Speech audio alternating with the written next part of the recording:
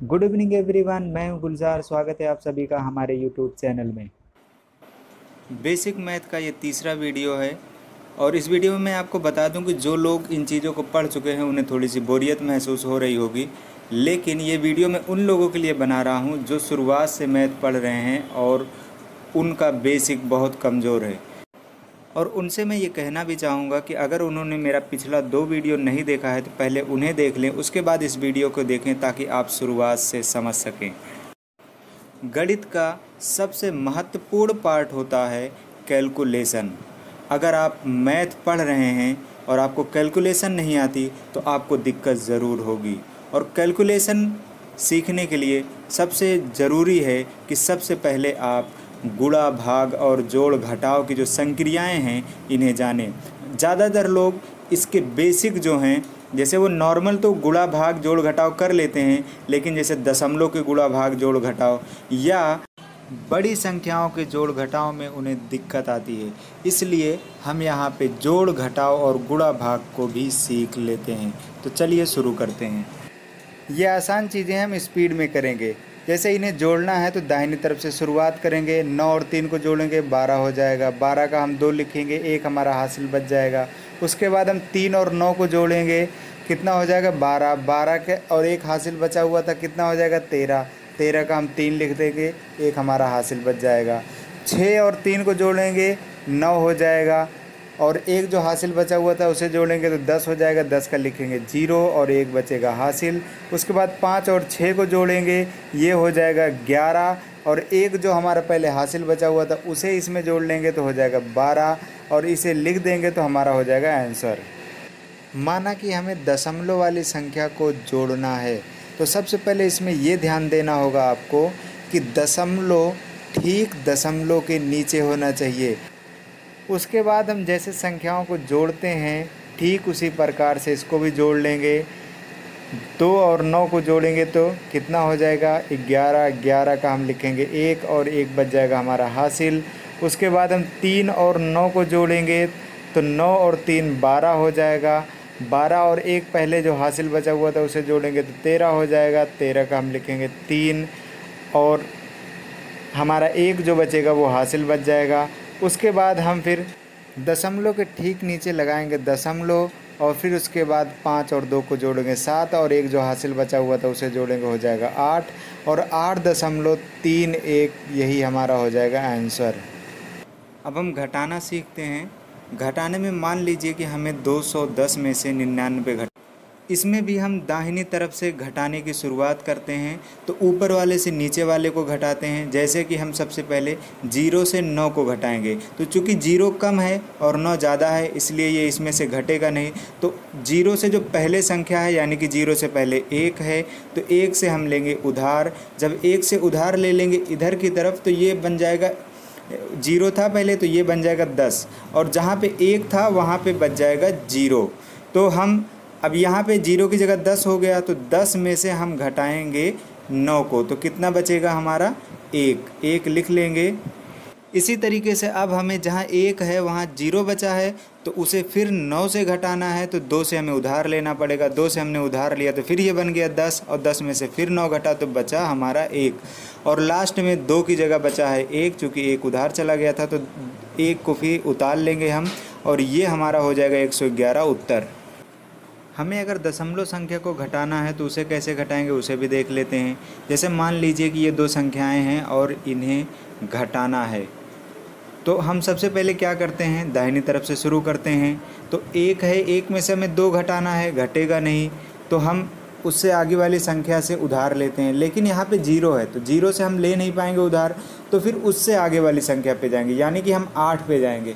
अब 8 से सीधा 1 पे उधार हम ले नहीं सकते हैं, उसके लिए हमें पहले 8 से उधार लेना पड़ेगा 0 में। तो 0 में जब 8 से 1 उधार लेंगे तो कितना हो जाएगा, ये 10 हो जाएगा और 0 की जगह अब 10 हो गया। अब 10 से फिर हम 1 में उधार लेंगे तो 10 में से 1 उधार ले लेंगे तो 9 वहाँ पे बचा रहेगा 0 की जगह और 1 जब उधार चला आएगा तो 1 पहले से था यहाँ पे तो 1 और 1 कितना हो जाएगा 11।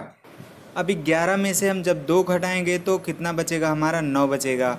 और अब फिर उसके बाद जीरो वाला है, इसमें हम क्या है कि जीरो ऊपर वाली जीरो की जगह 9 आ गया था, तो 9 में से 0 घटाएंगे तो कितना बचेगा, 9। उसके बाद फिर अब यहाँ पे 9 के ऊपर कितना बचा हुआ है, 7 बचा हुआ है। 7 चूँकि 9 से कम है इसलिए हम 2 से उधार लेंगे। 2 से जब उधार लेंगे हम 7 में, तो 2 से 1 जब उधार लेंगे तो ये कितना बन जाएगा, 7 था पहले, 1 उधार लेंगे तो 17 बन जाएगा। 17 में से 9 घटाएंगे तो 8 बचेगा। अब उसके बाद हम दशमलव के नीचे दशमलव लगाएंगे और 1 ऊपर भी बचा हुआ है, अब 1 नीचे भी है, तो इसे घटाएंगे तो 0 आ जाएगा और ये 0.899 यही हमारा उत्तर हो जाएगा। मान लीजिए कि हमें 2 संख्याओं का गुणा करना है, जैसे कि स्क्रीन पर आपको दिख रही है 17 और 65, इनको गुणा करना है। पहले हम 5 से गुणा करते हैं, तो 5 का गुणा पहले 7 में करेंगे तो 7 पचे 35 हो जाएगा। 35 का हम लिखेंगे 5, हासिल बचेगा 3। उसके बाद फिर 5 का गुणा करेंगे 1 में, 5 का 1 में गुणा करेंगे तो आएगा 5 और 3 पहले हासिल बचा था तो उसे जोड़ेंगे तो हो जाएगा 8, इसे लिख लेंगे। इसी तरीके से हम अब 6 से गुणा करेंगे, 6 सत्ते 42 हो जाएगा, तो 42 का हम लिखेंगे 2, बचेगा हमारा 4 हासिल। फिर उसके बाद 6 को 1 में गुणा करेंगे तो हो जाएगा 6 और 4 पहले हासिल था तो हो जाएगा 10। इसके बाद अब जो जिसके नीचे लिखा हुआ है इसी तरीके से इसे हम जोड़ लेंगे और जोड़कर लिख लेंगे, यही हमारा आंसर हो जाएगा। अब मान लीजिए कि ये दशमलव संख्या दी हुई है और इन्हें गुणा करना है, तो इसके लिए हमें क्या करना होगा, हम सीधा 9 से 11 में गुणा करेंगे तो कितना हो जाएगा, 99।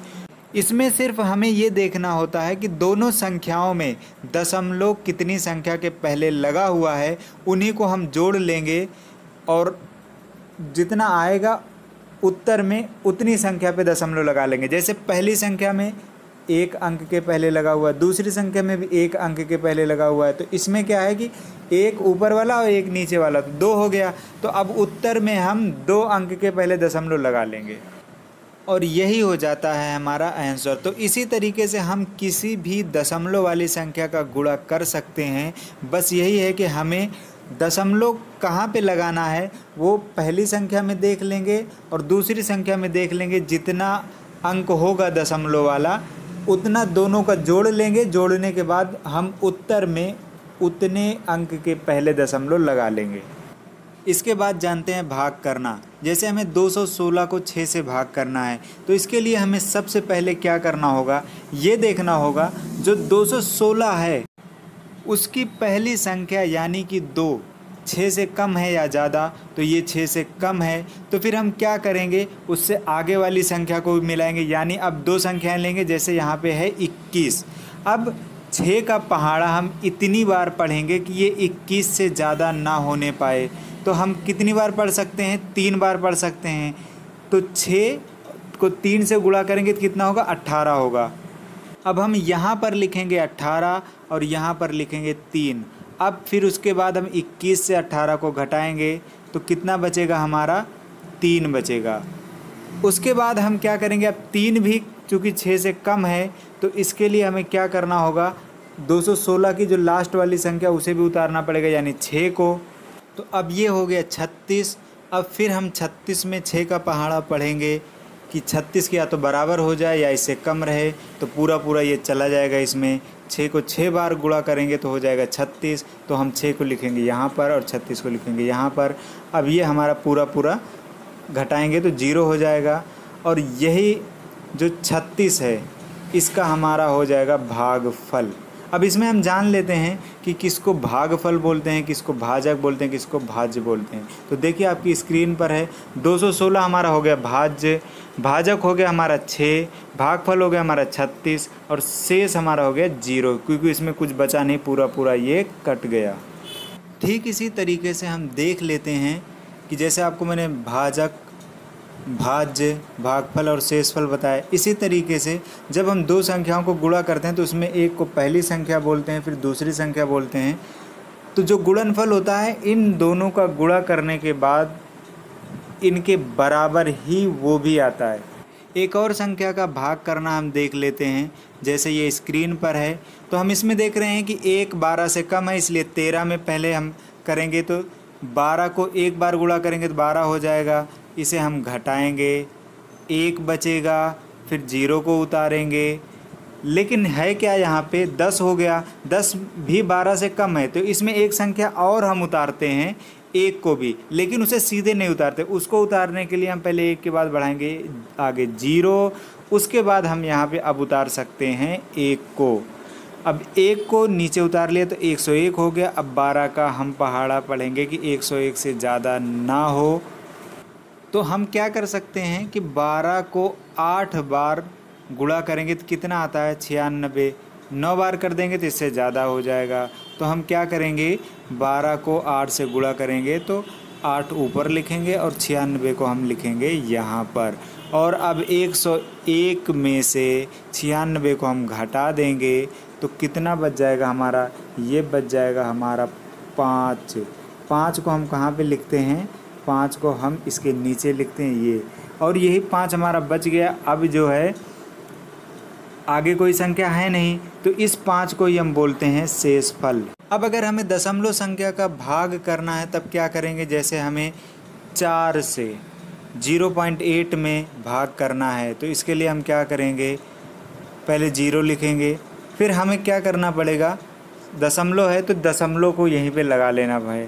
लगाने के बाद हम क्या करेंगे, 2 बार इसका गुणा कर लेंगे, 4 दूनी 8 तो 8 हो जाएगा, और ये पूरा दोनों से घट के 0 हो जाएगा। तो हमारे यहाँ पे शेष कुछ भी नहीं बचेगा और हमारा 0.2 हो जाएगा भागफल।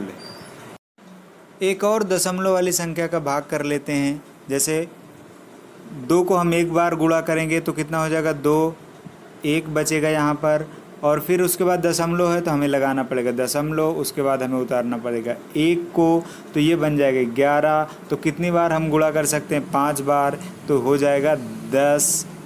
5 को लिखेंगे ऊपर, 10 को लिखेंगे नीचे। अब ये घटेगा तो कितना बचेगा 1, फिर हो जाएगा ये 15। 15 को हम 2 से कितनी बार गुणा कर सकते हैं, 7 बार गुणा करेंगे तो हो जाएगा 14। चूँकि अगर 8 बार कर लेंगे तो ज़्यादा हो जाएगा 16, तो इसलिए 7 ही बार करेंगे तो यहाँ पे बचेगा 1। इसको हम यहीं पर छोड़ सकते हैं अगर छोड़ना चाहें तो, और गुणा करना और आगे भी करना चाहें इसे तो कर सकते हैं। 1 के बाद हम 0 बढ़ाएंगे, 0 ऐसे ही यहाँ पे बढ़ा सकते हैं चूँकि दशमलव के कई अंक के बाद हम चल रहे हैं। तो अब ये 10 हो जाएगा, तो 2 को हम 5 बार गुणा कर दें तो 10 हो जाएगा। तो हम इस तरीके से यहाँ पे लिख भी सकते हैं। अगर आपको हमारा वीडियो पसंद आया हो तो हमारे चैनल से जुड़े रहिए और उन लोगों को भी जोड़िए जिनको इनकी ज़रूरत